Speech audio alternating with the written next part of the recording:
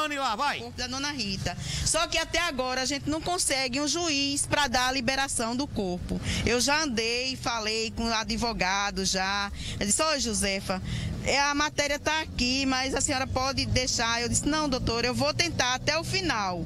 Se for para ir para Brasília, mas eu vou tentar ver se um juiz me dá autorização para enterrar a dona Rita, porque a gente estamos na capital da Paraíba e não tem um juiz de plantão para liberar um corpo. Me deram um telefone aqui, que é um telefone de plantão, eu ligo o telefone, não atende, e eu estou fazendo esse apelo. Eu não tenho dinheiro, eu não tenho nada, mas eu quero enterrar ela dignamente, nem que eu peça à prefeitura o caixão dela, o espaço do cemitério, entendeu? Que eu já liguei para a prefeitura, eles disseram que dá o caixão, dá o espaço no cemitério, que é lá no Cristo que ela está, certo? Mas eu quero fazer o enterro da dona Rita como uma cidadã que era.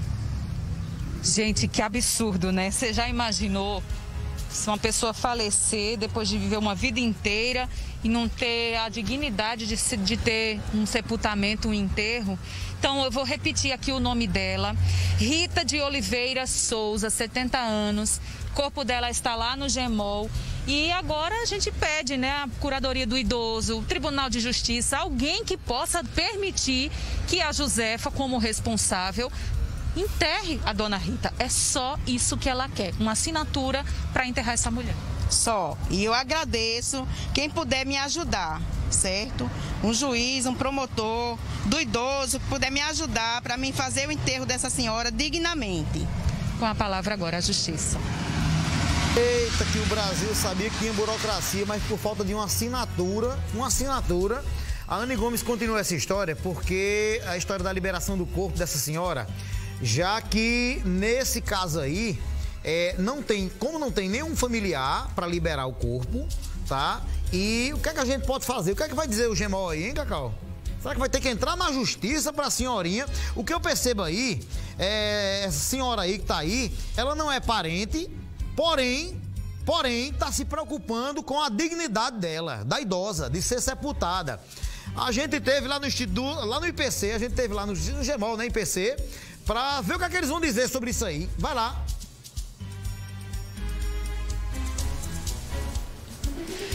Gente, o caso da dona Rita despertou muito a nossa atenção, é realmente inusitado, como a gente viu aí na reportagem, mas abriu então, né, outras várias perguntas. Qual é mesmo o procedimento? Quais são os protocolos que são exigidos, que são obrigatórios para poder ser feita a retirada de um corpo, né? Seja de um parente ou, no caso da dona Rita, de um não parente. Por isso que a gente veio até aqui o IPC, a gente está aqui com a Cristiane Helena, que é a chefe do NOMOL aqui de João Pessoa, para explicar para a gente que, embora haja toda uma conversa, uma apresentação de um conhecimento, enfim, existem documentos que precisam ser, de fato, apresentados.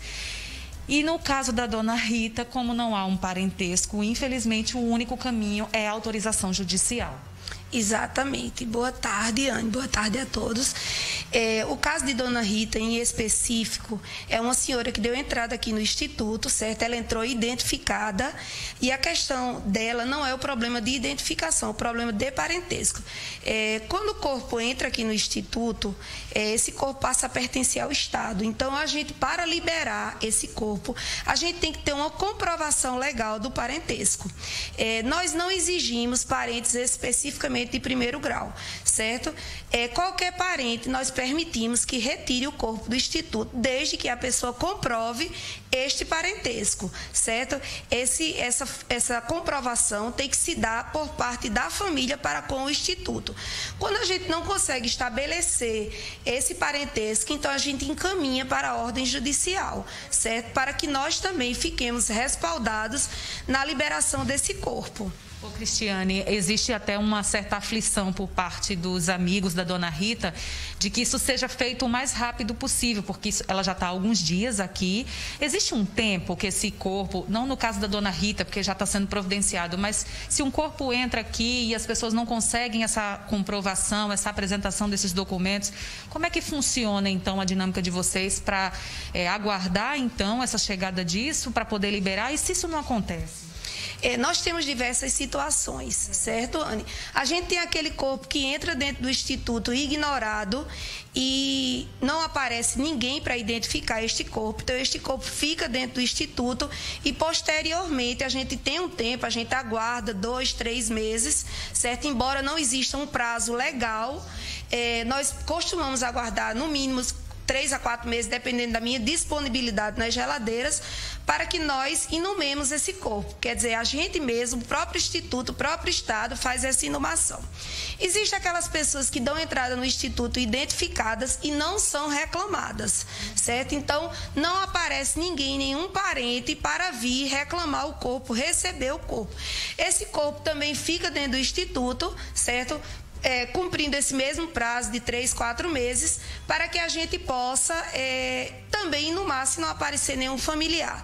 Existem as situações das pessoas que entram e que o familiar vem para receber o corpo, se identifica, prova que é parente, nós deixamos toda essa comprovação documental dentro do prontuário do cadáver, certo? E a gente libera o corpo para essa família. E existem aquelas situações, como é o caso de Dona Rita, em que há uma pessoa tentando liberar este corpo, certo? Não é um parente que está aguardando uma ordem judicial. Nesse caso, nós não vamos inumar este corpo e nós sim vamos aguardar o tempo que for necessário, porque a gente sabe que tem pessoas que estão tentando fazer essa liberação.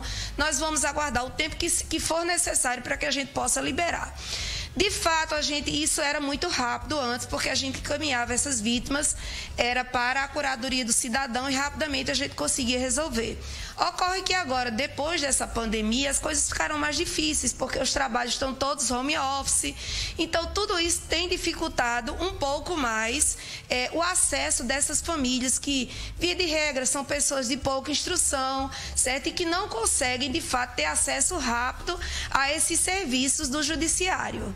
Bom, mas você viu aí que existem inúmeras situações, mas que existe todo um processo legal que precisa ser seguido. É por isso que a gente fez questão de vir aqui para falar diretamente no NUMOL, para que você entenda que não é apenas um querer não resolver a situação, que é uma situação difícil, de um momento difícil, e todo mundo sabe. Mas existem mesmo esses processos que precisam, por lei, ser seguidos. E se alguma pessoa chega aqui e se depara com uma situação dessa, vocês têm a equipe aqui toda preparada para prestar toda a orientação e dar todo esse encaminhamento que, infelizmente, precisa ser feito. Com certeza. A nossa recepção ela é toda preparada para este atendimento. A gente compreende, entende e se solidariza com a dor das famílias, mas nosso instituto é um instituto de polícia científica. Nós trabalhamos com comprovações oficiais, com métodos científicos de identificação, de modo que a gente não pode pular essas etapas, certo? Então, todas elas precisam ser cumpridas, desde muitas vezes a identificação de uma vítima, que também algumas vezes acontece, a família chega aqui e diz, mas eu sei que é o meu pai, eu sei que é a minha mãe, eu vi, eu reconheci, mas nós não trabalhamos com reconhecimento, nós trabalhamos com métodos científicos de identificação, certo? Então não basta a família chegar aqui e dizer que reconhece um corpo, nós precisamos identificá-lo para poder a gente liberar. Isso é uma coisa muito séria, certo? É de muita responsabilidade, a gente não pode simplesmente chegar porque uma pessoa diz, eu reconheço fulano, certo? E a gente sabe que existe muitos artifícios por aí, muitas pessoas mal intencionadas, a pessoa chegar a dizer que reconhece fulano e a gente simplesmente colocar o nome numa declaração de óbito. Isso não acontece. A gente primeiro identifica a vítima para então a gente continuar com todo o processo legal de liberação dela. Então, é um assunto sério mesmo. Cristiane, muito obrigada pelos esclarecimentos e em relação ao caso da Dona Rita, a gente vai seguir acompanhando para saber como é que vai ser o desfecho dessa história. Erli. Eita, eu tô entendendo aí, o Instituto de Polícia tá correto aí. Eles estão corretos aí, na verdade. O passo agora é localizar pelo menos um familiar de Dona Rita Oliveira Souza, né? Da Dona Rita, de 70 anos de idade, né? Vamos continuar acompanhando isso aí, mostrar o retrato dela aqui para aparecer um familiar, para liberar, para que a liberação seja mais rápida e mais prática, né? Deixa eu chamar